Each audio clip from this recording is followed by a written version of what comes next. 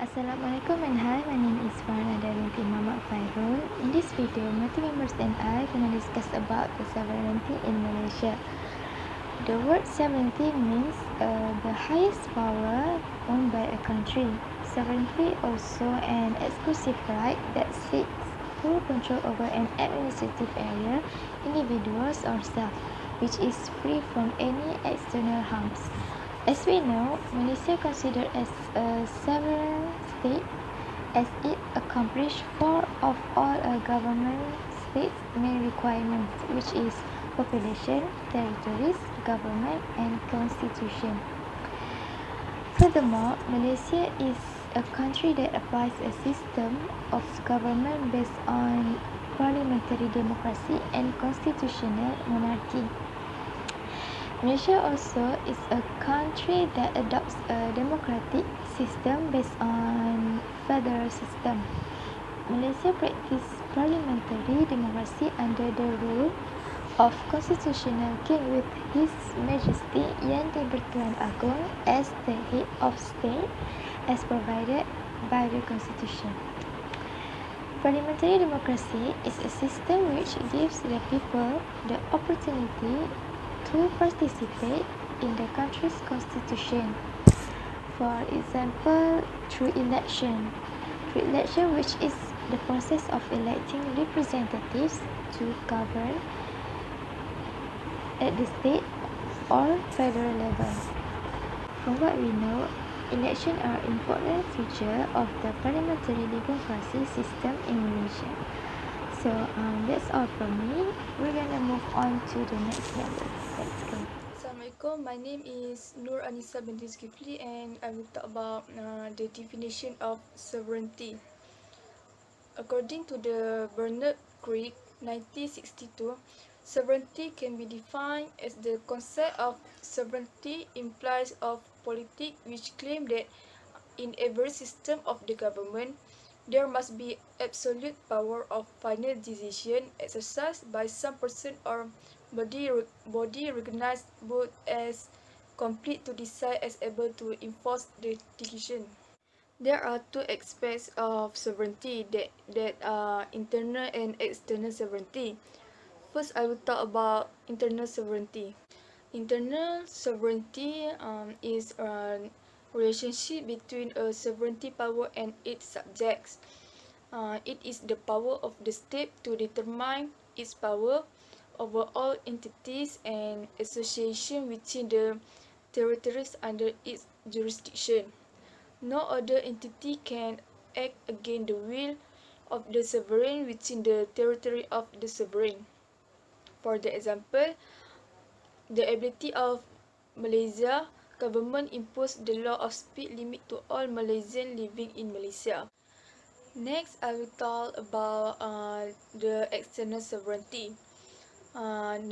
External sovereignty implies the independence of the state in its relation with other nations. Government possesses full control over affairs within a territorial or geographical area. It is the freedom of the state from foreign control. In other words, external sovereignty implies national freedom. For example, Malaysia has a right to be recognized as a sovereign state to participate in any international discussion and foreign relations. Assalamualaikum and hi, my name is Nur Shaira binti Ismail and today I would like to explain how a government maintain their sovereignty.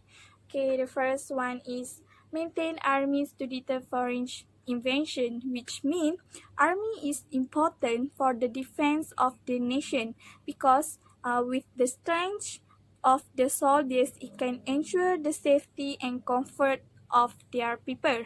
Okay, this which means we need to make sure that our army always be prepared and ready if anything bad happen to our country. Okay, next is control their borders with passport or visa. Okay, because visa is help every country to know our personal information and this is to avoid danger and threats to the people of their country. So which means without visa or passport, we cannot travel abroad or we can go outside from our country. Okay, next I move to hunt down terrorists. Okay, terrorism is a serious crime in a country and will damage the country reputation if it continues to happen. Okay, so government should hunt the terrorists to avoid any serious accident happen. So before the accident happen, we can avoid it with hunt down the terrorists. Okay, the last one is build a good relationship with other countries, which mean this good relation will make our country more sensitive and this will prevent external problem. So if anything bad happen to our country or we need a help from other country, it will bring a lot advantage which we can just ask uh, the help from the other country. So the with good relationship with other country is very what we call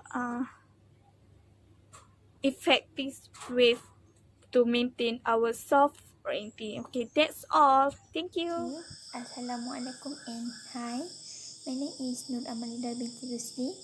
So now we move to the goods of the country sovereignty, which is these goods are divided into two categories. Which is the first one is to the country and to the people, also to the people. So it's actually sovereignty is it can make Malaysia be a model country for the foreign countries. This means sovereignty is very important in making Malaysia to be a model country. The recognition from other countries will be achieved when Malaysia stabilize the sovereignty in country. So which is sovereignty Malaysia is known in the eyes of the world. For example, the appointment of Malaysia as the United Nations Security Council, or we call it as Majlis Keselamatan Persatuan Bangsa-Bangsa Bersatu. So it means it was a success for Malaysian with strong support from foreigners who did not know Malaysian. So the next is to attract foreign tourists to come to Malaysia. So the tourist sector is also capable of increasing the domestic sovereignty. At the same time, issue of the national security should take seriously. For example, the uniqueness of Malaysian sovereignty indirectly can attract the foreign tourists to come to Malaysia with the right way. This is to avoid them from coming as illegal immigrant. Okay, now we move to the for the people. So actually sovereignty is also creating stability and prosperity.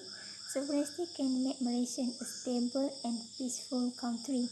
The people are given choices in life because their rights as citizens of the country are paramount.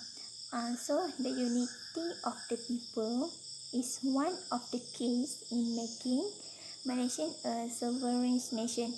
This is to prevent the country from being destroyed and divided.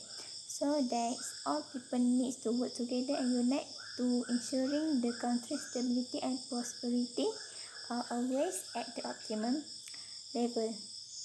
So for at last but not least, sovereignty protect people from being oppressed by the outsiders.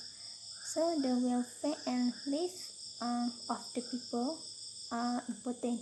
It is for sure they not oppressed, so that the sovereignty of the country must be maintained to ensure welfare and well-being of the people. That's all from me. Thank you. So, from all the explanation from my friend and I, we already know that sovereignty is really important in a state in order to avoid any dangerous external harms. And a big clap to our country, which is Malaysia, that has achieved that. So that's all from us. Thank you.